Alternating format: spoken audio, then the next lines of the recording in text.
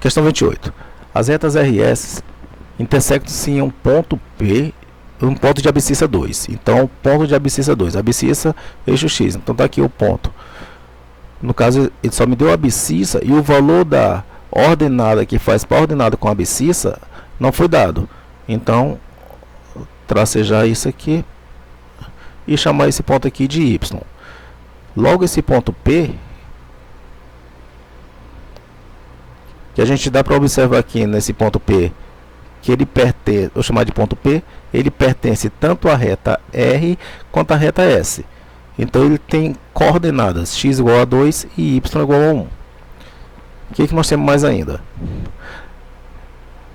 Nós temos esse ponto aqui, ó, que pertence a essa reta R, esse pontozinho aqui, que ele está sobre o eixo X. Então esse ponto, o X vale 5,5 e o Y para ele vale 0. E temos mais esse outro ponto aqui, que também pertence à reta R, onde o X é 0 e o Y vale 5. E aqui nessa retazinha verde aqui, ó, nós temos esse ponto aqui de baixo, que pertence à reta S. Esse ponto aqui está na origem, então é o ponto 0, 0. O que ele pede aqui? Determine o coeficiente angular de S. Para mim achar o coeficiente angular de S, eu tenho que ter dois pontos aqui na reta S. Eu tenho dois pontos, eu vou chamar esse ponto aqui de A, que pertence à reta S, e tenho esse ponto P. Só que esse ponto P, eu não sei quem é a coordenada Y dele. Então, que esses dois pontos pertencem a S. Vamos ter que usar isso para determinar seu coeficiente angular. Daí eu tenho que descobrir quem é esse Y. Então não tenho como utilizar a reta S ainda. Então a gente utiliza a reta R. Então sabemos que esse ponto 5 e 0 pertence à reta R, esse ponto 0 e 5 pertence à reta R, e esse ponto 2 e Y também pertence à reta R.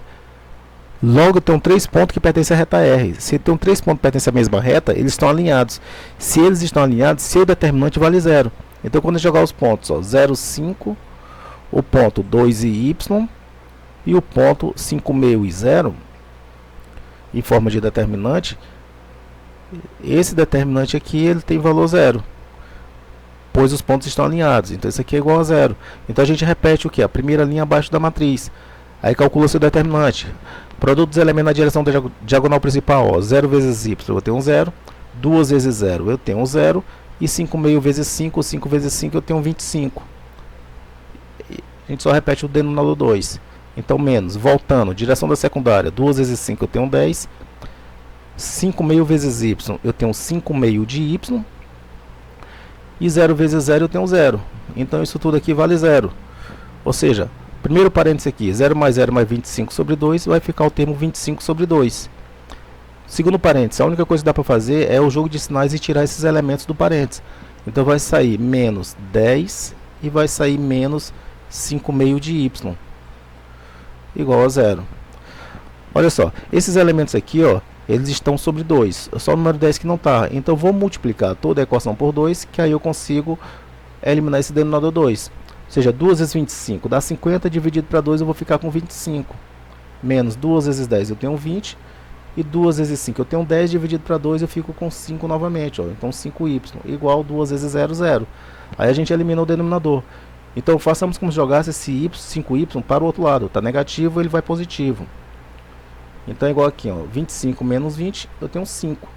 Isso implica dizer que meu y, ele vale quem? É 5, o 5 está multiplicando, passa dividindo. Ou seja, meu y, ele tem valor 1. Se o y tem valor 1, o ponto P procurado, as coordenadas deles é x igual a 2 e y igual a 1. Encontrado aí as coordenadas do ponto P, agora eu consigo determinar, ó, quem é o coeficiente angular da reta S. Basta eu pegar aqui a variação de y de dois pontos que passam por S, dividido pela variação de x.